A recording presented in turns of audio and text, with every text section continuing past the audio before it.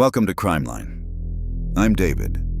Tonight, we descend into one of the most infamous and terrifying crime sprees in American history, a series of brutal murders that shattered the peace of Los Angeles in the summer of 1969 and signaled, for many, a dark end to the idealism of the 60s.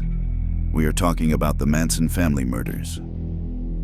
Led by the enigmatic and manipulative Charles Manson, a group of his devoted followers, known as the Family, unleashed a wave of violence that horrified a nation. Their most notorious acts, the savage Tate and LaBianca murders, were driven by Manson's bizarre apocalyptic prophecy he called Helter Skelter. These weren't just killings. They were intended to be a spark, a catalyst for chaos in a race war. Join us on Crimeline as we explore the twisted charisma of Charles Manson, the indoctrination of his followers, the horrific details of their crimes, and the investigation that brought this murderous cult to justice. This is a chilling look at the dark side of counterculture and the terrifying power of a cult leader. The Manson family murders, a series of brutal and seemingly random killings that terrorized Los Angeles in the summer of 1969, represent a dark and pivotal moment in American cultural history. Orchestrated by Charles Manson, a charismatic ex-convict and aspiring musician, these crimes were carried out by a group of his devoted followers, predominantly young women, who had become known as the Manson Family. This cult-like group, living a communal and isolated existence, fell under Manson's manipulative sway, embracing his bizarre philosophies and, ultimately, his murderous directives. The backdrop to these events was the late 1960s in California, a period of intense social upheaval, countercultural experimentation, and the hippie movement.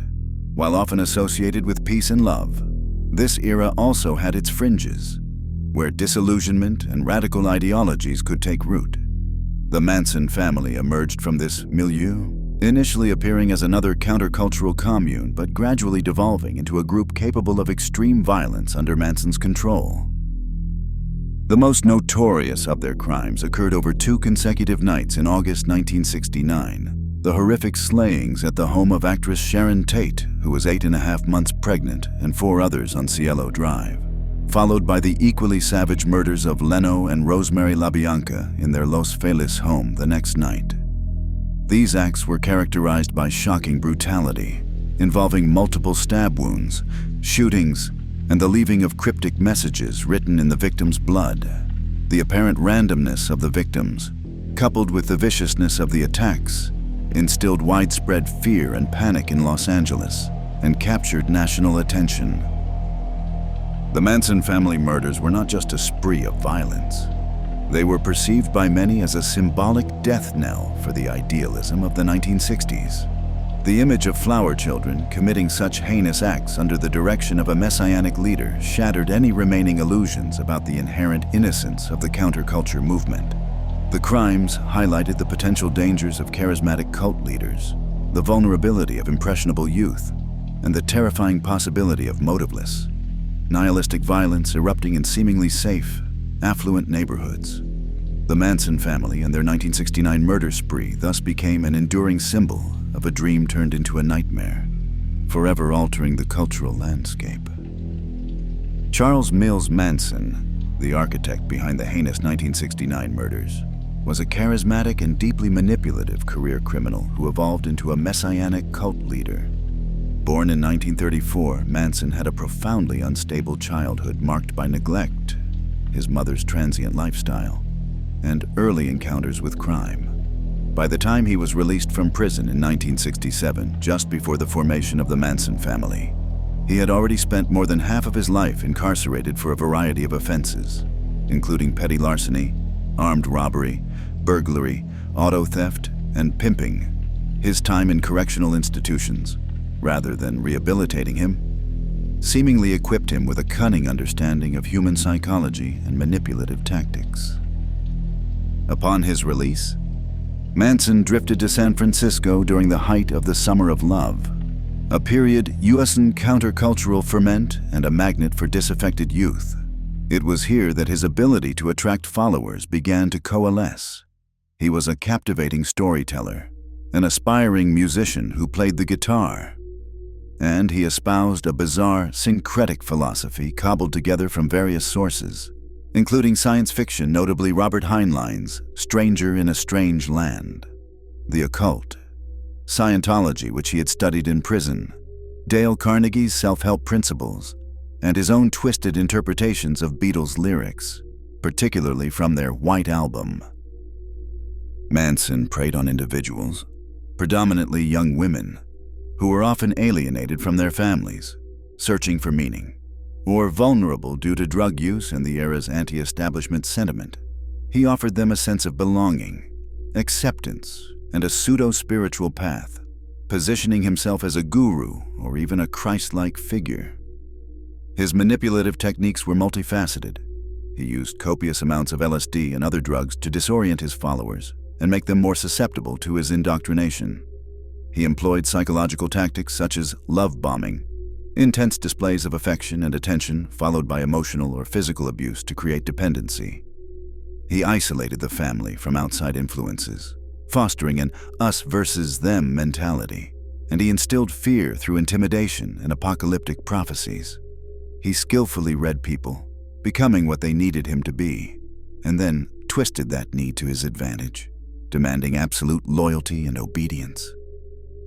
Though he did not physically participate in the infamous Tate murders, his ability to command his followers to kill as gruesomely as you can demonstrated the terrifying extent of his psychological control, making him the fanatical mastermind behind their violent actions.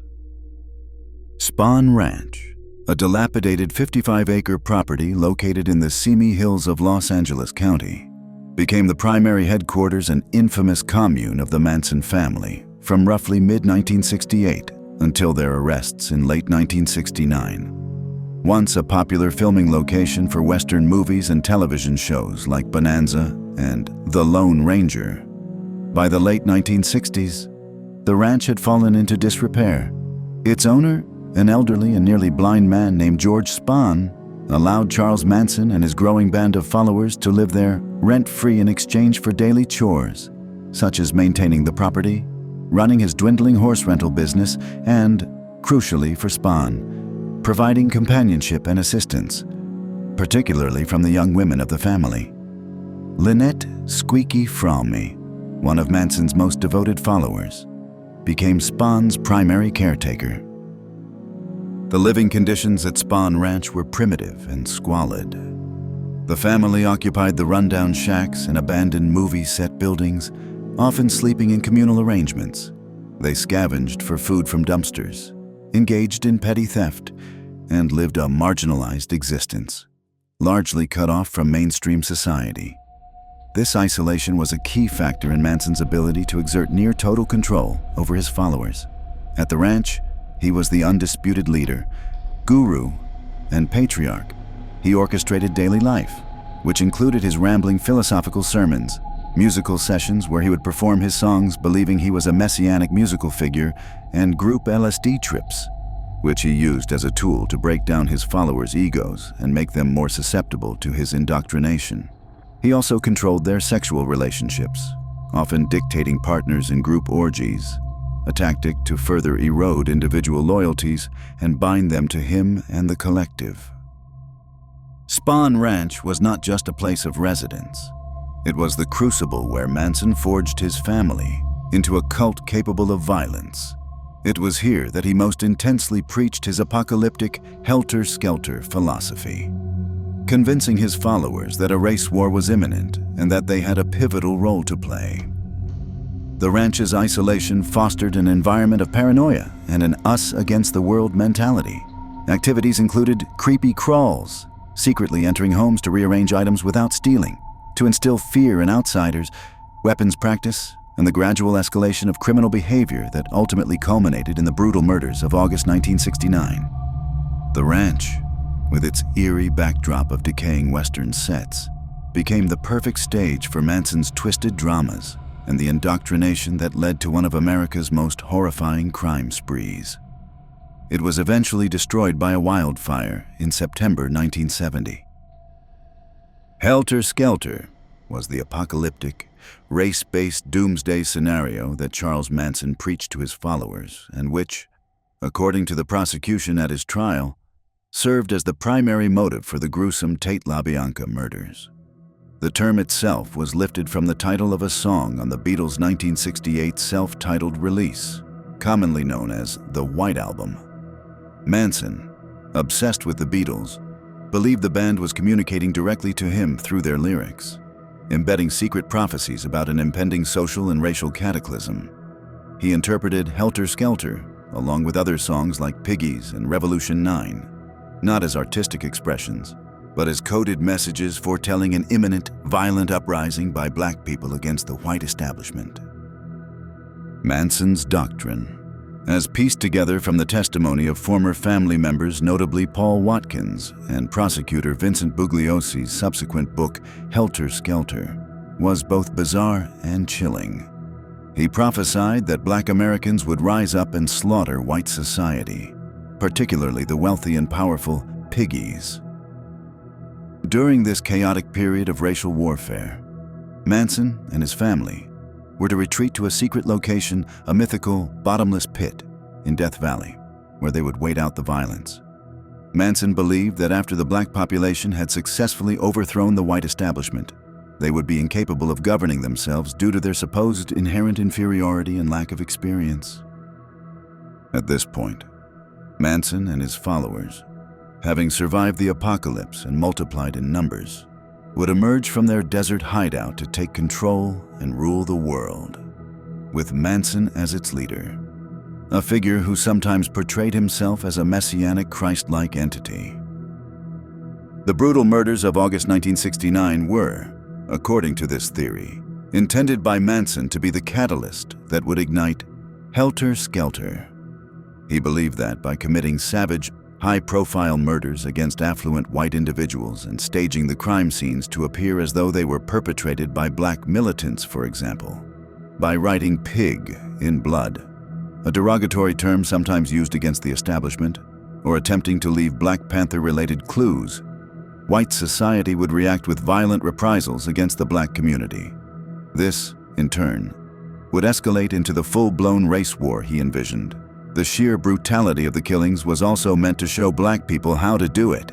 The delusional and grandiose nature of Helter Skelter underscored Manson's disturbed psyche and his profound ability to manipulate his followers into believing in and acting upon his violent fantasies, providing a twisted justification for their horrific crimes.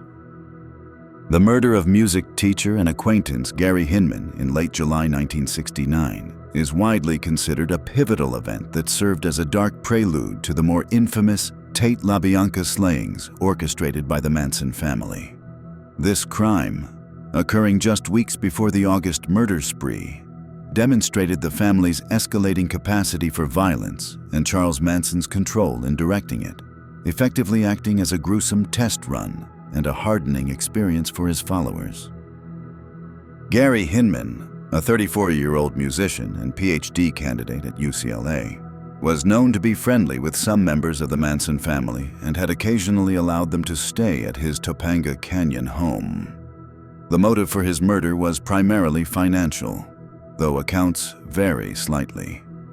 Manson believed Hinman had come into an inheritance rumored to be around $20,000, $21,000, or possessed other valuable assets, such as stocks, bonds, or vehicles, that Manson felt the family was entitled to or needed.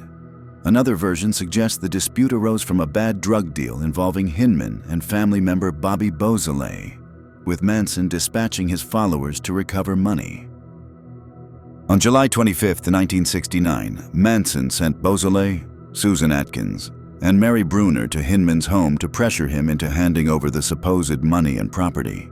When Hinman refused or was unable to comply, he was held hostage and tortured for approximately 2 to 3 days. During this period, Charles Manson himself, accompanied by Bruce Davis, visited the Hinman residence.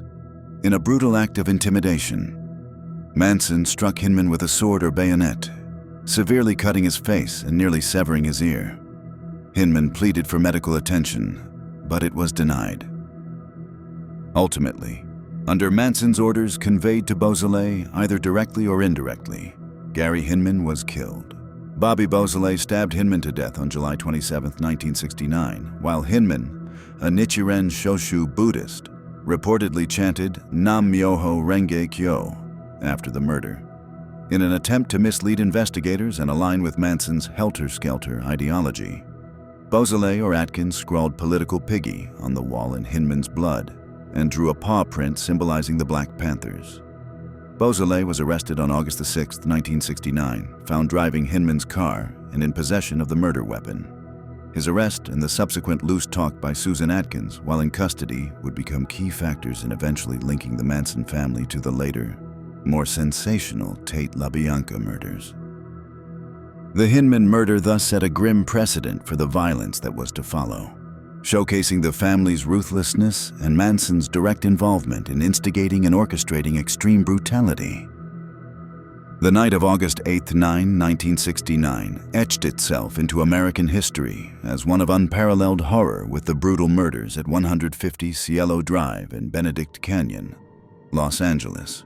This was the rented home of actress Sharon Tate and her husband, film director Roman Polanski, who was in Europe at the time.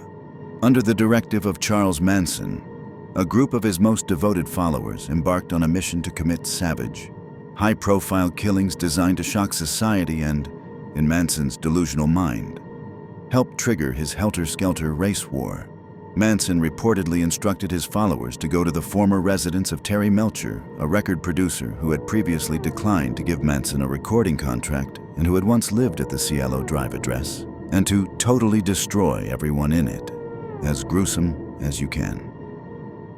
The group dispatched by Manson consisted of Charles "Tex" Watson, Susan Atkins, Patricia Krenwinkel, and Linda Kasabian, who acted primarily as the driver and lookout.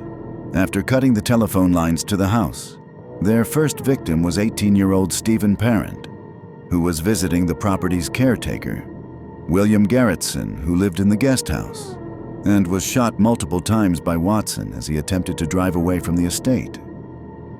Watson, Atkins, and Krenwinkel then broke into the main house.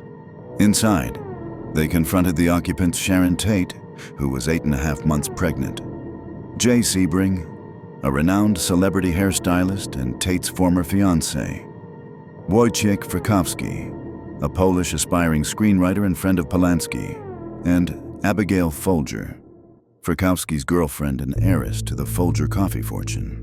What followed was a scene of unimaginable terror and brutality.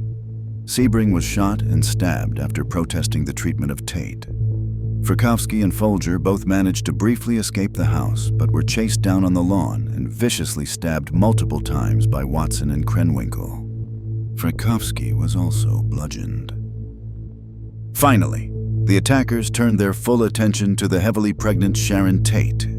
Despite her pleas for the life of her unborn child, she was mercilessly stabbed to death by Atkins and/or Watson. The sheer barbarity of the killings, multiple stab wounds, shootings, and the terror inflicted was intended to be as shocking as possible.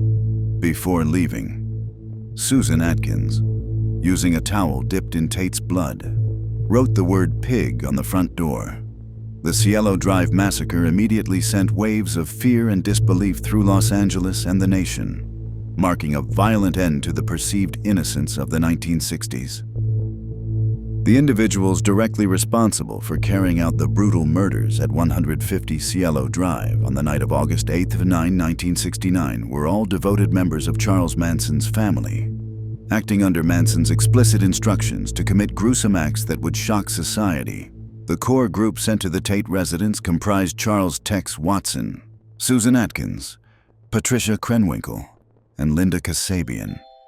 Each played a distinct role in the unfolding horror, their actions dictated by Manson's manipulative control and their own immersion in the cult's violent ideology. Charles "Tex" Watson, then 23, often described as Manson's right-hand man and a key enforcer. Watson was a young Texan who had become deeply enmeshed in the family. He was the primary perpetrator and leader of the group at the Tate residence. Watson was responsible for shooting Stephen Parent, the first victim, and played a dominant role in the subsequent killings inside the house, using both a knife and a gun. His actions were marked by extreme brutality, and he reportedly showed little hesitation in carrying out Manson's deadly orders. He would later be convicted for his leading role in both the Tate and LaBianca murders. Susan Sadie Atkins. Then, 21 Atkins was one of Manson's most fervent followers, known within the family as Sadie Mae Glutz.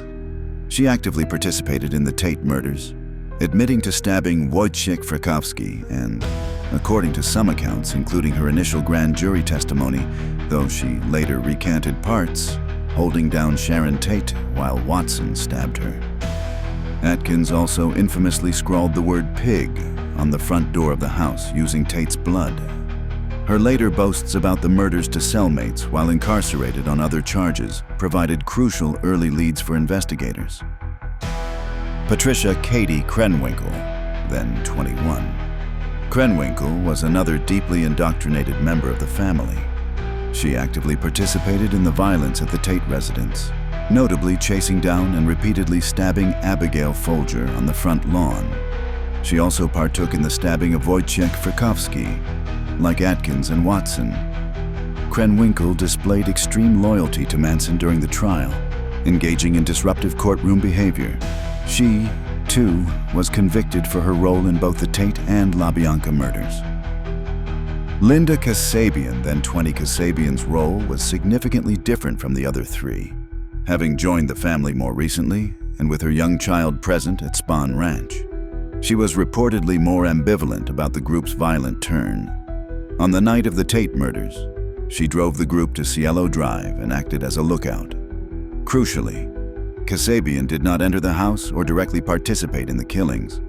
She later testified to her horror at witnessing the events, particularly the murder of Frykowski on the lawn. Terrified by the violence, she fled the family shortly after the LaBianca murders.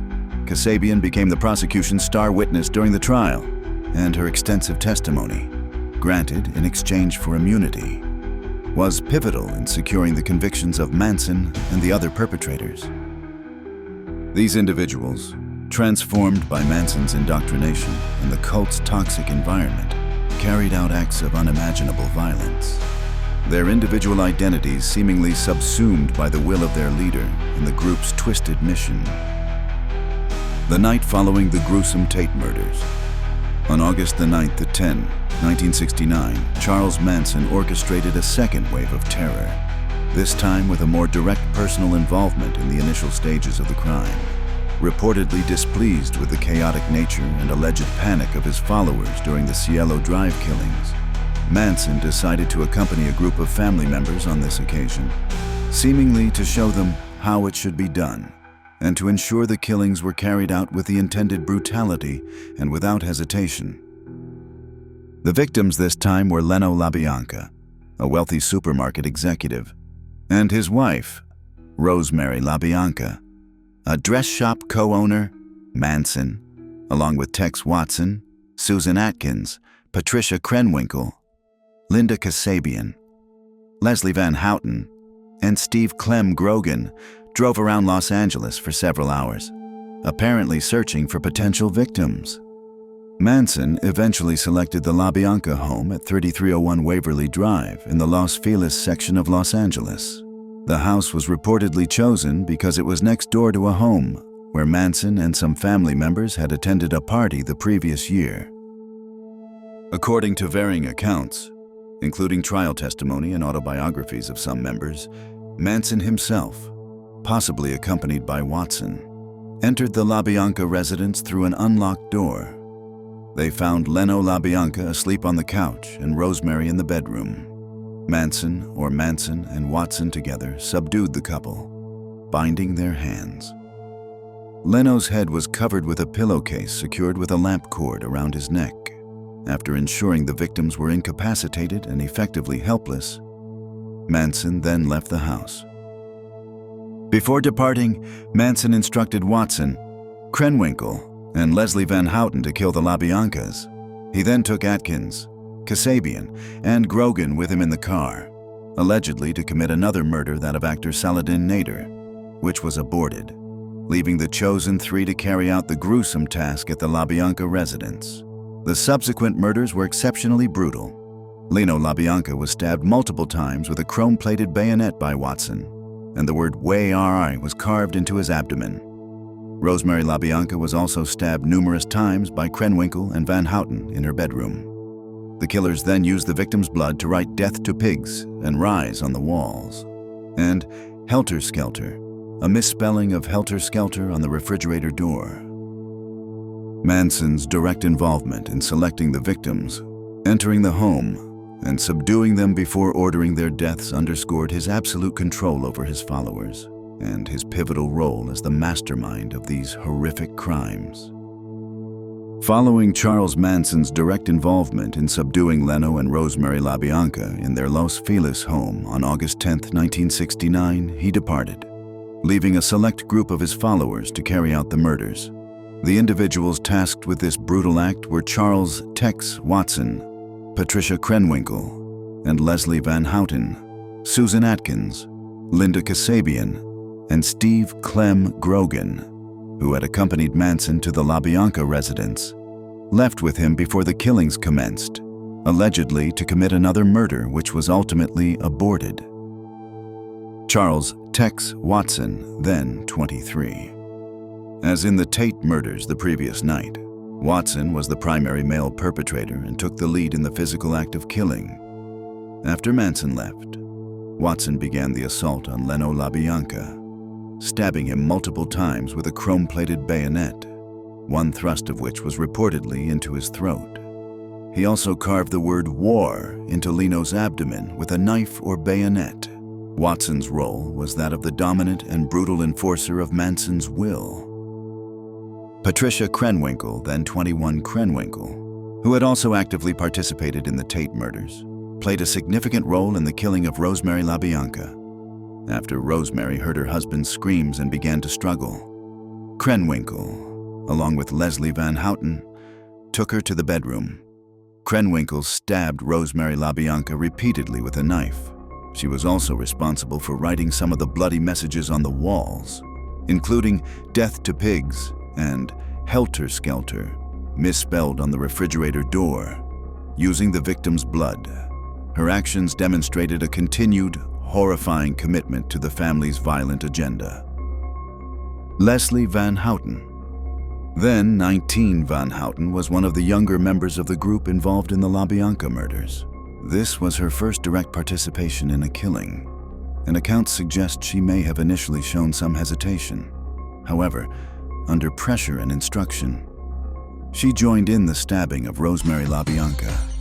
During her trial and subsequent parole hearings, Van Houten admitted to stabbing Rosemary multiple times in the lower back and buttocks after Mrs. LaBianca was already believed to be dead or dying from wounds inflicted by Krenwinkel and Watson.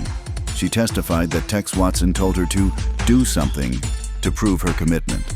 Van Houten's case has been particularly prominent in recent years due to multiple parole recommendations that were ultimately denied by California governors until her release on parole in July 2023 after serving over 50 years. These three individuals, acting on Manson's orders and deeply indoctrinated into his violent Helter Skelter philosophy, carried out the savage murders of the LaBiancas, further terrifying Los Angeles and cementing the Manson family's infamous legacy. A particularly terrifying and signature element of the Manson family murders was the leaving of messages scrawled in the victim's blood at the crime scenes. These chilling calling cards were intended to shock, confuse investigators, and, in Charles Manson's twisted worldview, help ignite his prophesied Helter Skelter race war by implicating black militant groups. At the scene of the Tate murders on August 9, 1969, Susan Atkins used a towel soaked in Sharon Tate's blood to write the word "pig" on the white front door of the residence at 150 Cielo Drive. This derogatory term, which had gained traction in countercultural circles as an epithet for establishment figures and police, was a deliberate attempt to misdirect the investigation and create an association with radical political movements. It was also a direct echo of the earlier Gary Hinman murder scene, where "Political Piggy" had been written in Hinman's blood by Bobby Beausoleil, allegedly to make it appear as though the Black Panthers were responsible, thereby hoping to secure Beausoleil's release from custody. The following night, August 10, 1969, after the murders of Leno and Rosemary LaBianca at their home on Waverly Drive, the killers again left bloody messages. Patricia Krenwinkel was primarily responsible for these inscriptions. On a living room wall, "Death to Pigs" was written in Leno LaBianca's blood. On another wall, the word "Rise" was scrawled, most infamously, on the LaBianca's refrigerator door. The phrase "Helter Skelter," a misspelling of Helter Skelter, was written, also in blood. Additionally, Tex Watson carved the word "War" into Leno LaBianca's abdomen. These messages were integral to Manson's delusional plan. He believed that such brutal slayings, coupled with these inflammatory words and symbols seemingly left by black radicals, would incite a violent backlash from white society against the black community. This, he theorized, would be the spark to set off the apocalyptic race war he so fervently preached about to his followers. The words were not random graffiti, but calculated, albeit deranged, attempts to manipulate societal fears and trigger widespread chaos. While the messages were intended to mislead, their horrific nature and the use of victims' blood instead cemented the Manson family's unique brand of terror in the public consciousness and ultimately became key pieces of evidence linking them to the crimes. The Tate-LaBianca murders in August 1969 did not just shock Los Angeles. They plunged the city, particularly its affluent and celebrity circles, into a state of profound panic and paranoia. The seemingly senseless, brutal, and random nature of the killings, coupled with the invasion of private homes in upscale neighborhoods, shattered any prevailing sense of security. If people like Sharon Tate, a rising movie star, and the wealthy LaBiancas could be slaughtered in their own homes, then no one felt safe. In the immediate aftermath, a palpable wave of fear swept through the city. Hollywood, in particular, was terrified. Many celebrities and prominent figures believed they could be next, especially as initial theories about the motives were scarce and the killers remained at large for several months. This fear manifested in various ways. Increased security sales of guns, locks, and security systems skyrocketed. Wealthy residents hired private security guards to protect their homes and families. Guard dog sales also reportedly boomed. Exodus and seclusion. Some celebrities temporarily left Los Angeles or went into seclusion, avoiding public appearances and fortifying their homes. Frank Sinatra reportedly went into hiding, and others changed their routines drastically. Rumors and hysteria. The city was rife with rumors and speculation. Lists of other potential celebrity targets circulated, largely based on conjecture or false information, further fueling the anxiety. The gruesome details of the crimes, often sensationalized by the media, added to the public's horror. Media-frenzied newspapers and television stations provided constant, often lurid, coverage of the murders and the ensuing investigation. While this satisfied a public craving for information, it also amplified the fear and contributed to the general sense of unease. Every new detail, every whispered theory, was broadcast to a terrified populace.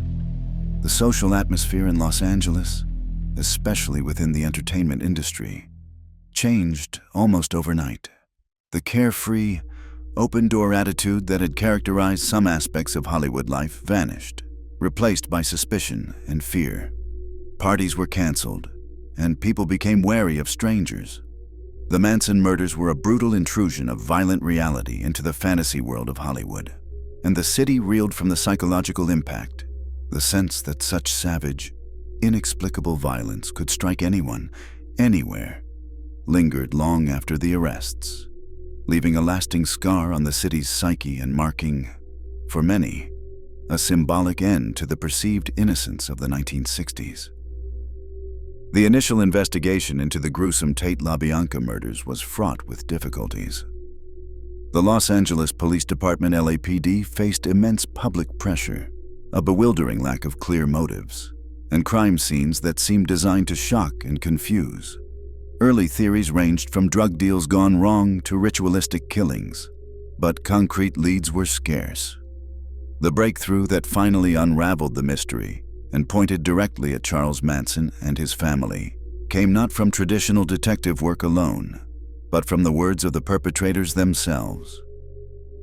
A critical turning point occurred when Susan Atkins, already incarcerated for her role in the earlier murder of Gary Hinman, began boasting about her involvement in the Tate killings to fellow inmates, Virginia Graham and Ronnie Howard, at the Sybil Brand Institute for Women. Atkins, in lurid detail, described the murders, her participation including claiming to have stabbed Sharon Tate, though this was later disputed, and expressed no remorse. She even mentioned a list of other celebrities targeted for future killings. Graham and Howard, horrified by these confessions, reported them to authorities in November 1969. This information provided investigators with their first solid link between the Manson family and the Tate-LaBianca homicides. Following Atkins's initial cooperation with a grand jury, which she later recanted, choosing to realign herself with Manson, the prosecution desperately needed a credible insider witness. This came in the form of Linda Kasabian, who had acted as a driver and lookout during the Tate murders and was present outside the LaBianca home, had fled the Manson family shortly after the killings.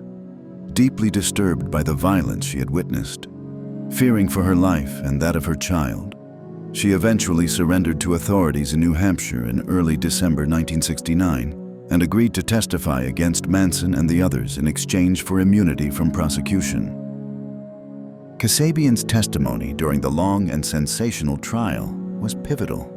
She provided a detailed, first-hand account of life within the Manson family, Manson's absolute control over his followers, his Helter Skelter prophecies, and his direct orders for the murders. Despite not having participated in the actual killings herself, her presence at both crime scenes and her ability to recount the events and Manson's directives made her an invaluable and compelling witness for the prosecution, led by Vincent Bugliosi. Other former family members, like Paul Watkins and Brooks Poston, also provided testimony that helped build the case against Manson, corroborating details about his philosophy and control. It was these internal cracks within the family, primarily the boasts of Atkins and the crucial, remorseful testimony of Kasabian, that ultimately brought Charles Manson and his murderous cult to justice. The arrests of Charles Manson and his key followers for the Tate-LaBianca murders did not happen immediately, but unfolded over several months following the crimes, culminating in one of the most sensational and bizarre trials in American legal history. Initial arrests of Manson family members, including Manson himself, occurred in August and October 1969 at Spahn Ranch and later at Barker Ranch, their desert hideout, on charges largely unrelated to the murders, such as auto theft and arson. It was during these periods of incarceration that crucial breakthroughs in the murder investigations began to occur, primarily through the boasts of Susan Atkins to cellmates. By early December 1969, based on Atkins's revelations and the subsequent cooperation of other informants and, critically, Linda Kasabian, indictments were handed down for the Tate-LaBianca murders.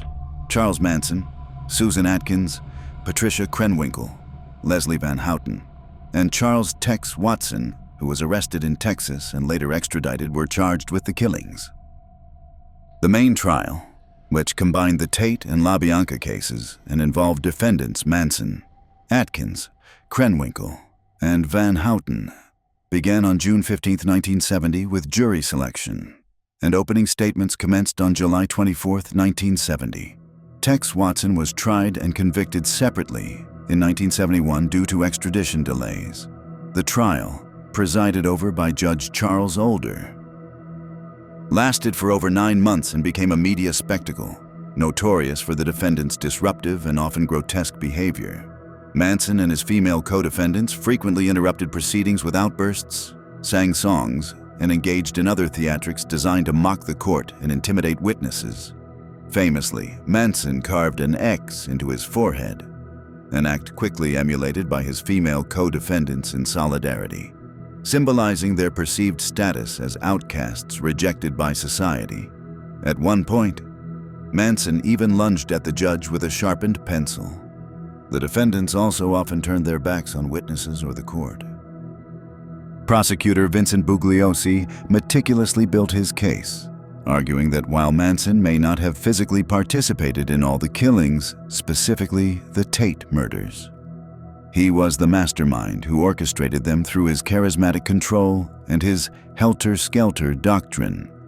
Linda Kasabian's testimony, as the prosecution's star witness, was crucial in detailing Manson's orders and the events of the murder nights. Despite the chaotic atmosphere and the defense's attempts to discredit Kasabian and portray Manson as a harmless hippie philosopher, the evidence was overwhelming. On January 25, 1971, all 4 defendants were found guilty of first-degree murder and conspiracy to commit murder. The trial was a landmark event, exposing the dark underbelly of cult dynamics and charismatic manipulation to a horrified nation.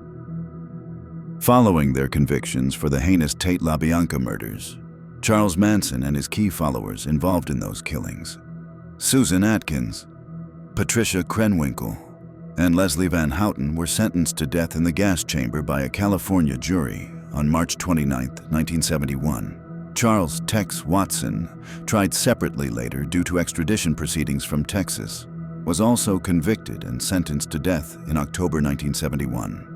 These sentences reflected the public outrage and the horrific nature of their crimes. The defendants, including Manson, had shown no remorse during the trial, often engaging in disruptive and bizarre behavior, which further solidified the jury's decision for the ultimate penalty. However, none of them would ultimately face execution. The crucial turning point came in February 1972 when the California Supreme Court, in the landmark case People v. Anderson, ruled that the state's death penalty statute was unconstitutional, deeming it cruel or unusual punishment, and thus in violation of the California Constitution. This decision effectively invalidated all existing death sentences in California at that time, including those of Manson and his convicted followers. As a direct result of the People v. Anderson ruling, their death sentences were automatically commuted to life imprisonment. At that specific juncture in California's legal history, a sentence of life without the possibility of parole was not a standard option for these commutations. Therefore, their sentences became life with the possibility of parole, meaning they would eventually become eligible for parole hearings after serving a minimum term. This outcome was met with significant public dismay and anger, as many felt that the perpetrators of such infamous and brutal crimes should never have the chance of release. In November 1972, California voters passed Proposition 17, a constitutional amendment that explicitly reinstated the death penalty and declared it to be neither cruel nor unusual. However, this did not retroactively apply to those whose sentences had already been commuted. Furthermore, the U.S. Supreme Court's decision in Furman v. Georgia in June 1972 had also created a de facto national moratorium on executions, finding that existing death penalty schemes were often arbitrary and unconstitutional. Although new death penalty statutes were later enacted in California and across the U.S., the Manson group's commuted sentences remained as life imprisonment. Over the subsequent decades, Manson, Atkins, Krenwinkel, Van Houten, and Watson all faced numerous parole hearings. Manson was consistently denied parole and died in prison in 2017. Susan Atkins was also repeatedly denied parole and died of brain cancer in prison in 2009. Patricia Krenwinkel and Charles "Tex" Watson remain incarcerated, having been denied parole multiple times. Leslie Van Houten, after numerous parole grants that were reversed by California governors, was eventually released on parole in July 2023 after serving more than 50 years. The Manson family murders left an indelible and profoundly dark legacy, not only on the individuals directly affected, but also on American society and culture as a whole. The crimes served as a brutal and shocking exposé of the potential dangers lurking within the counterculture movement of the 1960s and highlighted the terrifying power of charismatic cult leaders to manipulate followers into committing unspeakable acts. For many, the Manson murders symbolized a violent end to the idealism and perceived innocence of the peace and love era. The image of hippies, figures previously associated with pacifism and communal living, being responsible for such savage and motiveless killings, shattered a romanticized view of the counterculture. It revealed a darker, more nihilistic undercurrent and fostered a sense of fear and disillusionment. Joan Didion, in her famous essay, The White Album, captured this sentiment, writing that the 1960s effectively ended on August 9th in 1969, the day of the Tate murders, stating, "The paranoia was fulfilled. The crimes contributed to a growing societal anxiety about social fragmentation, drug use, and the rejection of traditional values." The case also brought the phenomenon of destructive cults and the psychology of their leaders into sharp public focus. Charles Manson became the archetypal cult leader, manipulative, messianic, and capable of exerting almost total control over his devotees. His ability to indoctrinate young, often vulnerable individuals from middle-class backgrounds into believing his bizarre Helter Skelter prophecy and carrying out his murderous orders was a chilling demonstration of coercive persuasion and the dynamics of cult behavior. The Manson family became a case study for psychologists, sociologists, and law enforcement in understanding how cults form, how they operate, and the extreme dangers they can pose. Furthermore, the Manson murders have had a lasting impact on popular culture, particularly within the true crime genre. Vincent Bugliosi's book, Helter Skelter, a first-hand account from the prosecutor, became the best-selling true crime book in history, and numerous other books, films, documentaries, and television shows have explored the case. This enduring fascination, while keeping the memory of the crimes alive, also sometimes sensationalizes them, contributing to Manson's dark celebrity. The case continues to serve as a cautionary tale about the allure of charismatic leaders, the vulnerability to manipulation, and the potential for idealistic movements to be twisted into instruments of violence and terror. It remains a stark reminder of the fragility of social order and the capacity for extreme evil to emerge from unexpected quarters. The Manson family murders stand as a chilling testament to the terrifying power of manipulative charisma and the dark potential of cult indoctrination. Charles Manson, a man who never physically committed the most infamous of these slayings, orchestrated a campaign of terror that not only claimed innocent lives, but also violently shattered a cultural moment. The brutality of the Tate-LaBianca killings, driven by the twisted fantasy of Helter Skelter, left an indelible scar on Los Angeles and the nation, forever marking a loss of innocence. The case forces us to confront how vulnerable individuals can be swayed into committing unimaginable acts, and how a distorted ideology can lead to such profound human tragedy. The victims of the Manson family were targeted in a senseless bid to ignite chaos, their lives extinguished in the service of a madman's apocalyptic vision. Thank you for joining me, David, on Crime Line as we've explored this dark